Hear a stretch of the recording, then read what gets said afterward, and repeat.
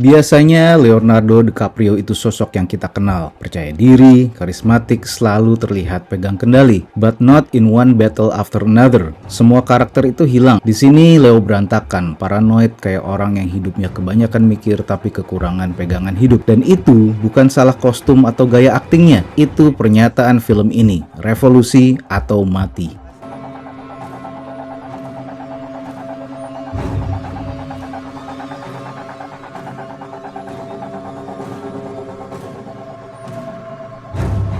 Leo berperan sebagai Pat atau Bob Ferguson, mantan anggota kelompok revolusioner bernama French 75. Namanya kayak band indie yang bangun di festival kecil ya. Tapi mereka ini serius, perampok bank, pembuat bom, dan aktivis radikal yang katanya melawan kebijakan imigrasi Amerika. Tujuan kelompok ini terlihat nggak jelas. Idealisme mereka besar, tapi bentuk nyatanya berantakan. Dan itu tercermin langsung di karakter Leo. Dia bukan pemimpin, bukan simbol perlawanan, dia sisa tokoh revolusi yang udah capek, bingung, dan setengah lupa kenapa dulu berjuang. Pasangannya, Perfidia, diperankan oleh Teyana Taylor, justru jauh lebih hidup, emosional, agresif, penuh dengan semangat. Hubungan mereka bukan kisah cinta, tapi hubungan dua orang yang sama-sama tidak stabil, disatukan oleh kemarahan terhadap sistem negara. Lalu, life goes on.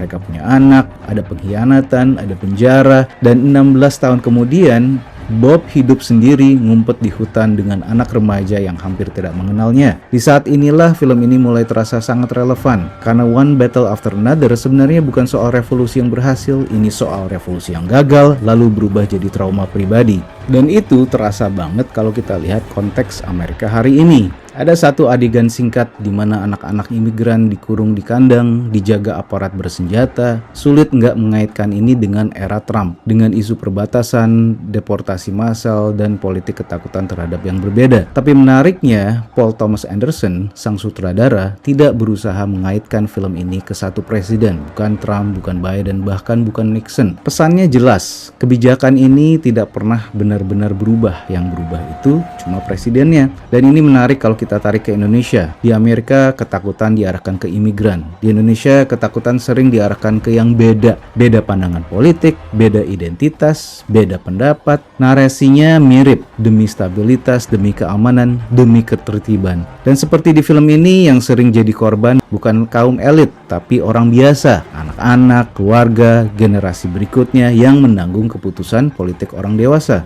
Film ini komikal atau lucu, namun bukan lucu yang bikin lo ketawa, tapi lebih mengarah kepada dark jokes. Sean Penn sebagai Colonel Lockjaw dibuat seperti kartun, berisik, agresif, berlebihan, agak pervert juga. Tony Goldwyn sebagai kaum elit rasis juga terasa seperti karikatur jahat dari buku komik. Dia menghibur tapi tidak menakutkan. Padahal rasisme dan sifat otoriter di dunia nyata itu tidak lucu. Ia terlihat rapi, birokratis, dan sering datang dengan senyuman sopan. Leonardo DiCaprio sendiri tampil solid di film ini. Otaknya jalan terus, namun raganya seperti ketinggalan. Dia pelupa, ceroboh, sering salah ambil keputusan. Bob bukan pahlawan, dia badut tragis. Film ini menitik beratkan bukan hanya revolusinya saja, tapi masalah emosional film ini ada di hubungan ayah dan anak. Kita tahu Bob ingin menyelamatkan putrinya, tapi film ini sepertinya gagal bikin kita benar-benar merasakan cinta di antara mereka. Menurut gua kurang emosional. Ironisnya, karakter paling menarik justru Perfidia, dan dia keluar terlalu cepat di film ini. Padahal secara psikologis dia yang paling kompleks, revolusioner yang tidak pernah berdamai dengan dirinya sendiri. Secara teknis, film ini rapi, skor musik dari Johnny Greenwood bikin vibe ketegangan terus-menerus hidup di setiap scene. Adegan kejar-kejaran mobil di gurun adalah highlight. Sunyi, tegang, tanpa dialog berlebihan, murni sinematik. Dan di situ terasa Paul Thomas Anderson masih maestro sebagai sutradara. Tapi setelah kita melihat semua ledakan, semua lelucon, semua kejar-kejaran di film ini, pertanyaan besarnya tetap menggantung. Apakah film ini memang ingin menyentil atau cuma ingin menghibur? Karena pada akhirnya One Battle After Another adalah film yang membuat isu serius terasa ringan,